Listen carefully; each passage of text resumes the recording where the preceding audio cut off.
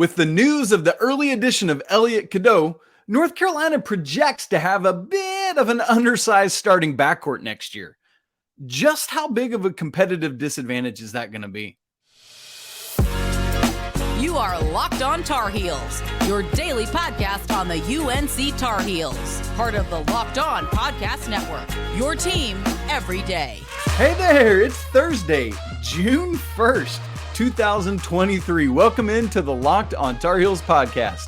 I'm your host, Isaac Shade. Joining me today on a Thursday, yeah, you didn't have your calendar wrong, is our guy, Coach Pack Kilby. Always great to have him here with us, and especially today as we're still in the early days of unpacking truly what it means to have Elliot Cadeau as part of this year's roster. And as a coach, obviously he's going to have a lot of great insights for us into that. We also want to talk today about Marcus Paige's influence on this backcourt, which has a lot of personnel in it.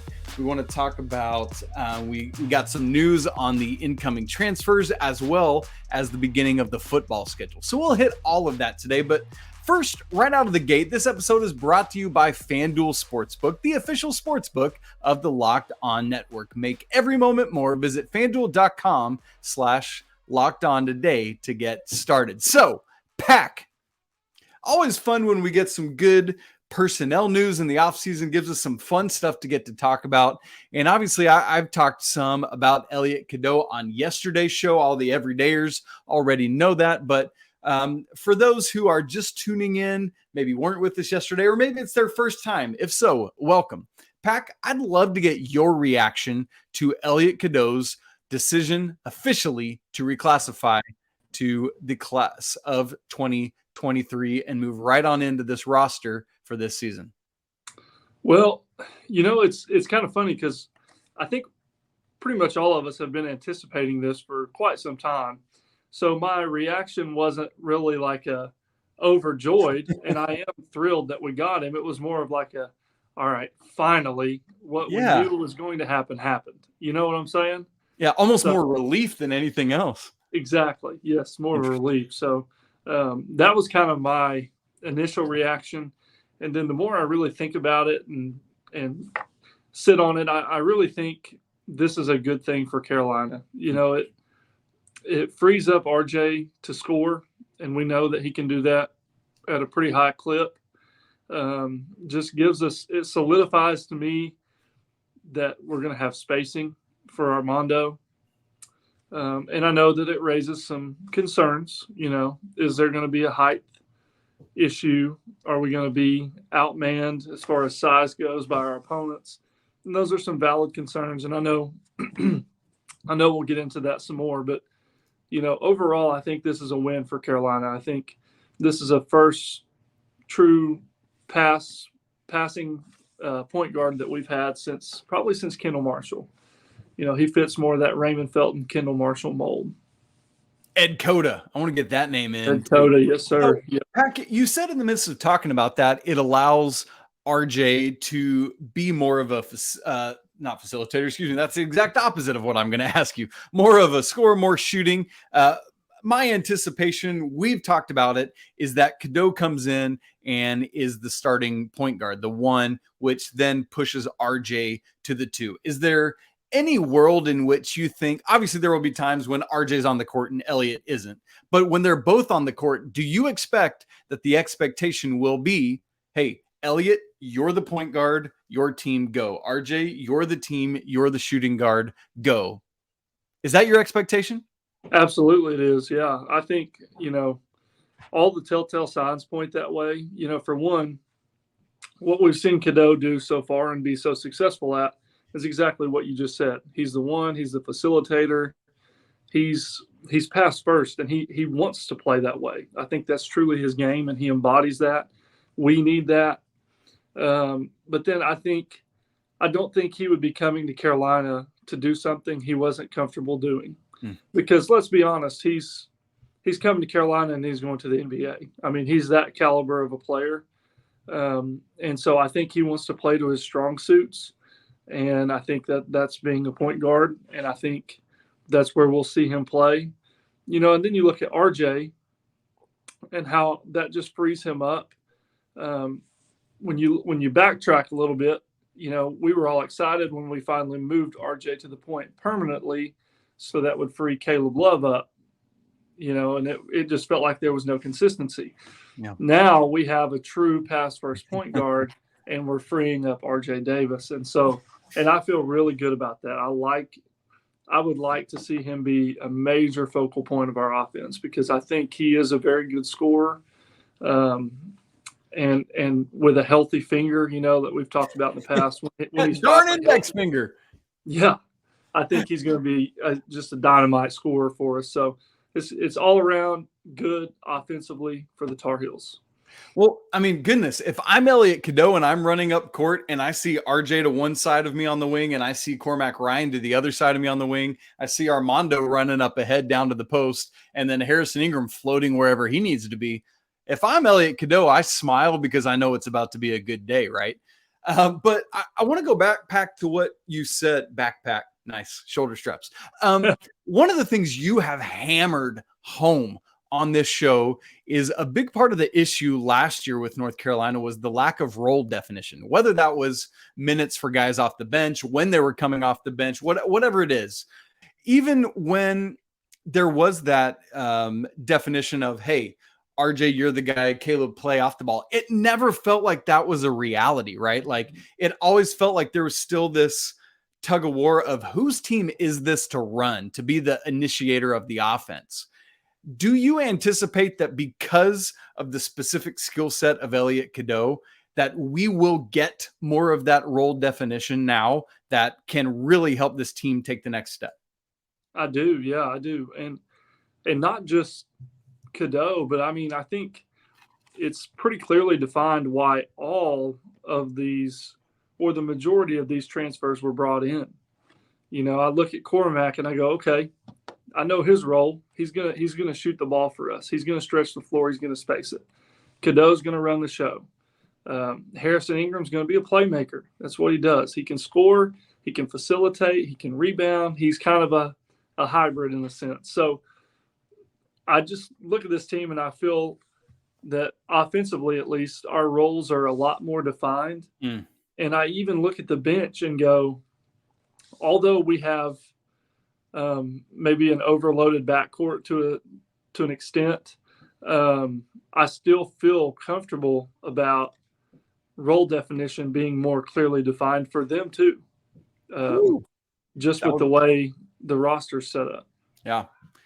Well, and one of the good things with having an overloaded backcourt is that you've got a guy coming in to be the new director of player personnel in Marcus Paige, who knows a thing or two about how to operate in the backcourt. So I want us to have a conversation about what exactly is his impact going to be on that backcourt next season. Pack and I are going to talk about that in just a second. But first, friends, this episode of Locked On Tar Heels is brought to you by FanDuel. You can make a fast break to FanDuel during the NBA playoffs because right now, new customers get a no-sweat first bet up to $1,000. That's $1,000 back in bonus bets if your first bet doesn't win. I love betting with FanDuel because they have great promotions literally every day. Their app, it's safe, it's secure, and it's super easy to use. And best of all, you can get paid instantly. There's no better place to bet all the playoff action than at America's #1 sportsbook. So visit FanDuel.com/lockedon and get a no-sweat first bet up to $1,000. Once again, that's FanDuel.com/lockedon.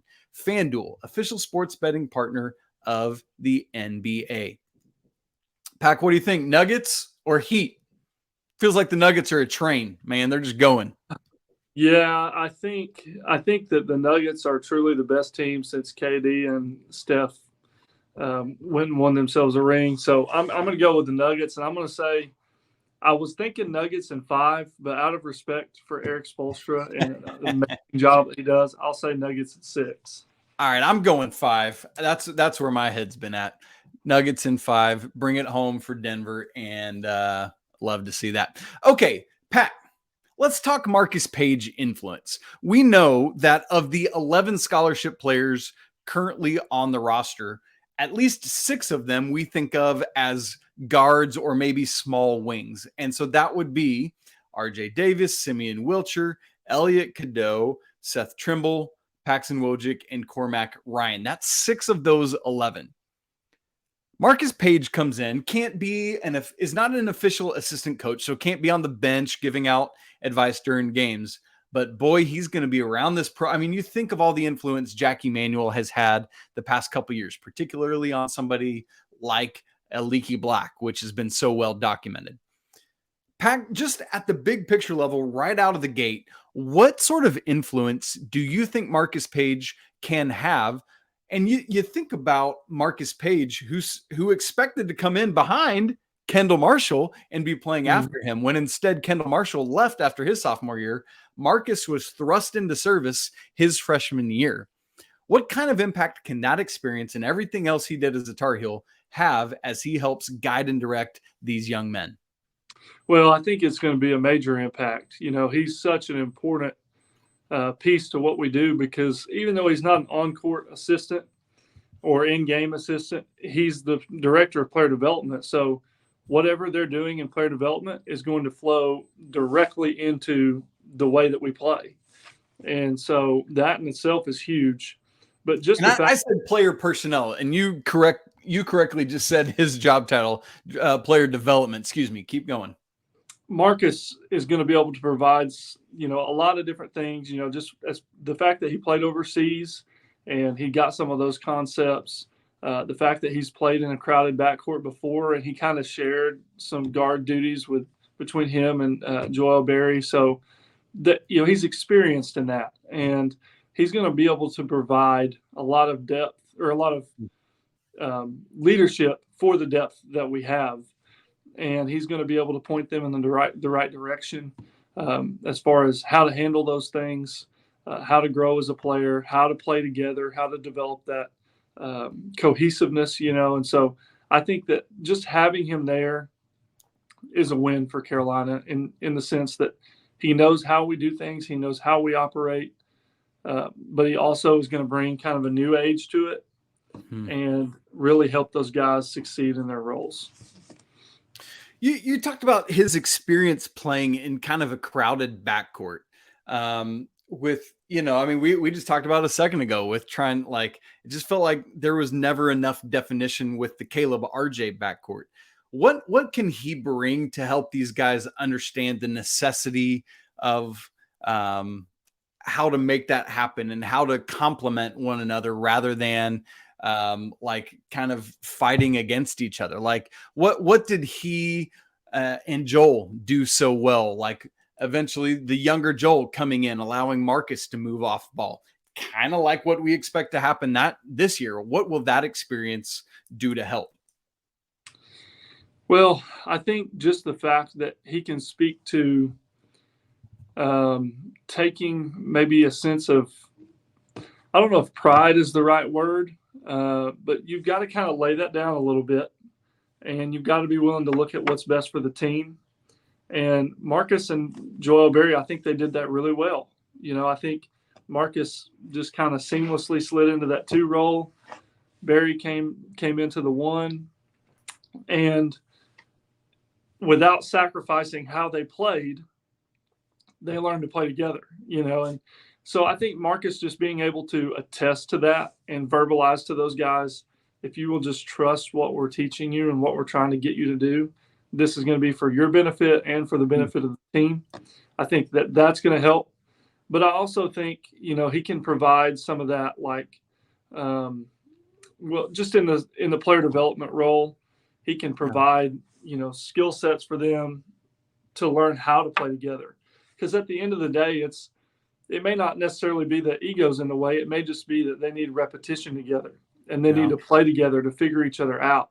And that will be a big key to that too. And I know that I feel confident that Marcus will address those things. They'll get plenty of reps together, and that they're going to, just coincide really well. Yeah. What about how he can help the mindset of guys like Seth Trimble and Simeon Wilcher, who we project to come off the bench? I know that was never what Marcus experienced at North Carolina, despite expecting to experience that. As we said earlier, he was coming in expecting to be behind Kendall Marshall for at least a year. Even him having had that mindset, What can he help guys like Trimble and Wilcher do to, like Simeon Wilcher comes in, somebody who probably has never come off the bench in his life, and we kind of expect him to this year. How can Marcus help them understand some of those team concepts you're talking about, and how, like, you sit, you watch the game, you figure out what's happening so that when you come in, maybe you and Seth come in as a backcourt together and then just dominate as the second unit? Well, one of the things, I'll just start with this. This is more from a coach's perspective, and I'm sure Marcus and actually the staff will be preaching this. The most important thing a player like that can do for himself, or not like that, but like Seth or like Simeon, the best thing they can do for themselves is to be great practice players. If you prove it in practice, if you prove it in your skill development sessions, there's nothing that will keep them from playing you. So that has to be the mentality. You've got to treat each practice with the same seriousness that you would approach a game, or maybe even more importance. I mean, they're truly that important. And so, and a lot of times, Isaac, what you'll see is like players, like you mentioned, Simeon, that has never came off the bench in his life. They have taken for granted, and I'm not saying he has, I'm just using this as an example. They sometimes take for granted practice because they're automatically better than everybody else that they're playing with or against. And at this level, it becomes very important. So they've got to value those things, and I'm sure the staff will be teaching them those things. And, that will kind of help that mindset of, hey, approach going to work every day and giving yourself a chance to create a role on the team and earn the trust of the coaching staff, essentially. Yeah. Man, and I think about, you factor all that into what we've talked so much about of Coach Davis's use or lack thereof of the bench these first couple years of his tenure. Like, if Seth and Simeon and other guys that are probably coming off the bench can really work at earning that. I mean, Coach Davis says all the time, it's practice where you earn your minutes in the game. And so very much to your great point there, it's like, guys, we have to develop a bench this year. And the way we can do that is by you proving yourself in practice day in and day out. Don't take a second off. Force my hand as the head coach of this team. Force me to put you on the court in a game by how you play in practice. I think those are great points, Pac. Completely agree with you there. Now, one of the question marks for North Carolina, you brought it up earlier, Pac, is the potential lack of size with what we see as the probable starting lineup. I think there's other people that are recognizing it as well. In fact, we got a YouTube question that's going to help spur our conversation in our Unpacking It segment, what we always love to have in our segments, wrapping up with Coach Pat Kilby. We'll have that conversation in just a second. Okay, Pat, as we expect, the starting lineup next year for North Carolina, at least right now, tell me if you feel different, to be Elliot Cadeau, RJ Davis, Cormac Ryan, Harrison Ingram, and Armando Bacot.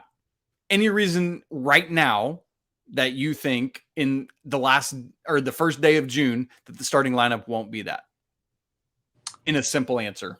No, I agree with you 100%. Okay. If that's true, let me read to you this comment from C.S. Hunley on YouTube from yesterday. It says this: I love Elliot Cadeau and RJ, but we will be 6 foot tall at the guard positions. Last year, I watched number 11 for Pitt, that's Jamarius Burton, by the way, hit 3 3-pointers in a row over RJ at the Dome and put the revenge game out of reach for us. So I'm hoping Isaac and Pac get specific Thursday about how UNC handles this challenge. Well, good news, C.S. Hunley, because today's Unpacking It segment is Coach Pat Kilby getting very specific about the challenge of how North Carolina can go about overcoming having a starting backcourt of 6'0" RJ Davis and 6'1" or 2" Elliot Cadeau. Pac, let me open it up, unleash you to unpack it for us. Okay. Well, first let me set the stage. The concerns for me are not offensively. I'm not concerned literally at all with our offense. In a word, just a very brief word, say why not, and then go to the defense. Well, I just think, just being smaller, I think that we present some challenges to guard in the first place. We finally got the floor spacing that we want. We've still got Armando anchoring the center, of the offense. And so I just feel comfortable. We'll be tough to stop. My concern is, can we get stops defensively? And when we do force stops, can we rebound the basketball? Okay. Love it. Those are my concerns. And so obviously I think everyone is kind of, their concerns are heightened, based on the size of our team and what we'll be putting on the court. So what I want to look at is kind of what we've done in the past. This past year and in most recent years, as long as Leaky's kind of been on the team, honestly, we've made our defense very matchup dependent. And it's been dependent starting on Leaky. Okay, who is Leaky going to guard? Who is he going to shut down? And then we match up based off of that. And to me, if we take that same approach and we move forward with that, then we're going to run into some issues, just to be honest with you. And I would like to kind of pivot that and, present to you like a different mentality, a different scheme for us defensively that I think would be more beneficial and how I think we could thrive. So as a coach, like my mindset would be, and hopefully I'm sure Hubert Davis is the same way, you got to look at what the weaknesses are and see how you can turn them into strengths, or at least non-weaknesses. And to me, you don't have to rewrite the book. You just need to take a step back and look at, okay, what are teams that have had success that have been similar builds in the past, and what did they do?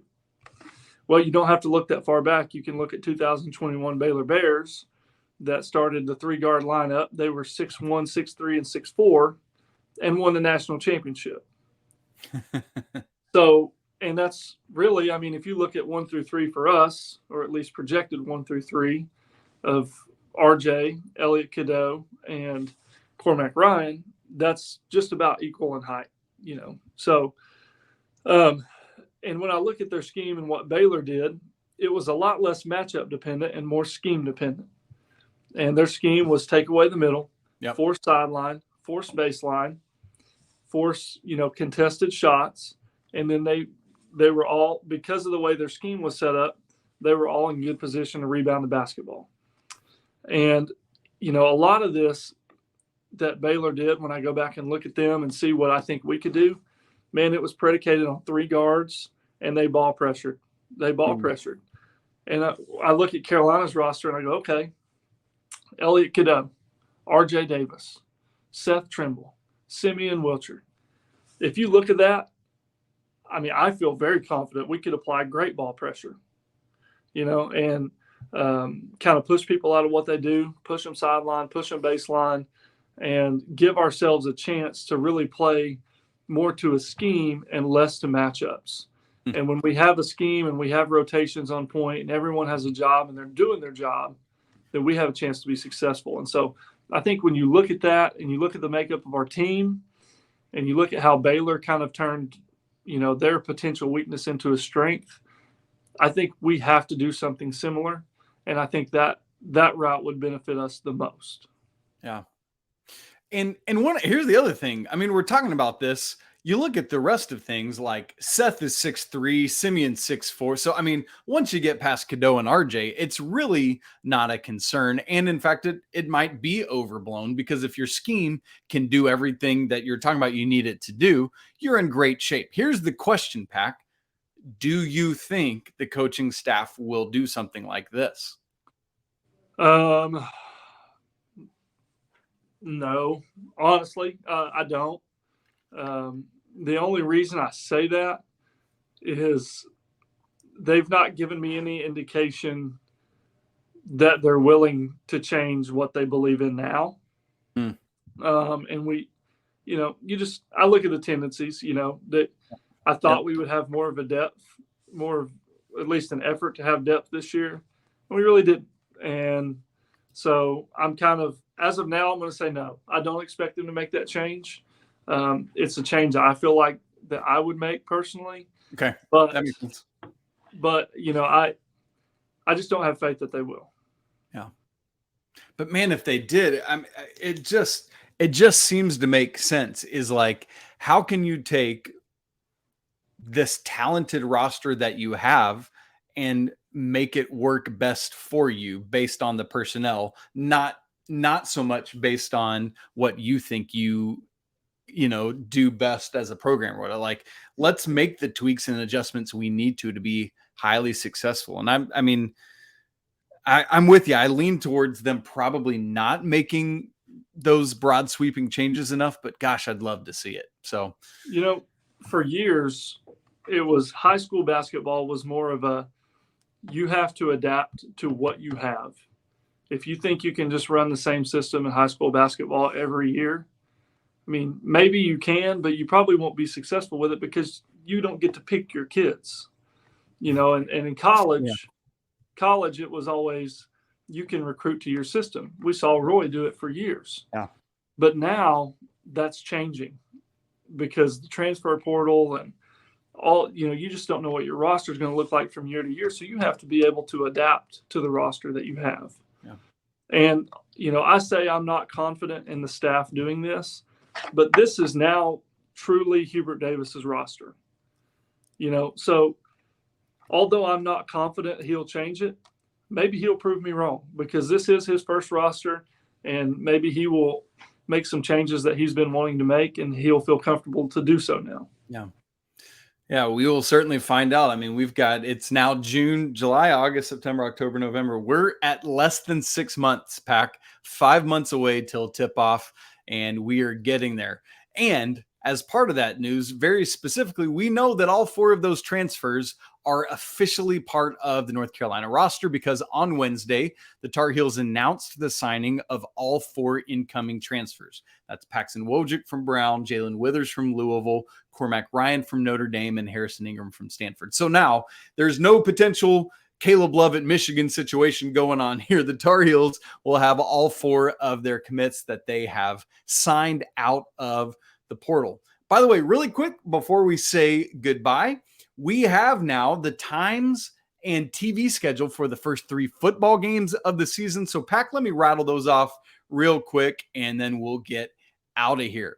First game of the season, you probably know it's South Carolina. That's going to be 7:30 Eastern on ABC on September 2nd. So, getting some prime time love there in week 1. Really excited for that matchup. Week 2, App State, 5:15, interesting kick time on ACC Network. That's September 9th. And then game 3, Minnesota, 3:30 Eastern on ESPN or ESPN2 on September 16th. Pack, what do you think? 2-1, 3-0, 1-2? What's that? How are they going to start those 3 games? Where is that Minnesota game at? I can't remember off the top of my head. Real quick, let me get there. Sorry, stand by. I know this is great TV. It is in Chapel Hill. So Charlotte, neutral game for South Carolina, hosting App State, hosting Minnesota. 3-0, baby.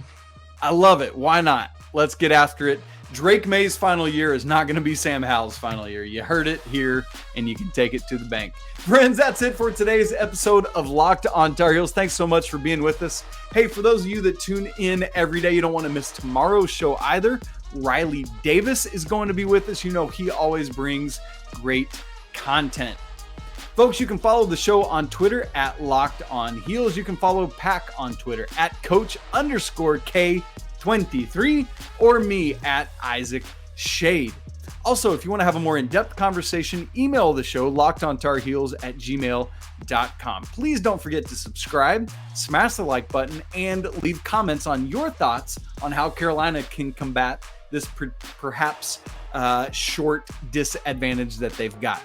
Want to remind you, it's always a great day to be a Tar Heel. We'll be right back with you tomorrow, but until then, peace.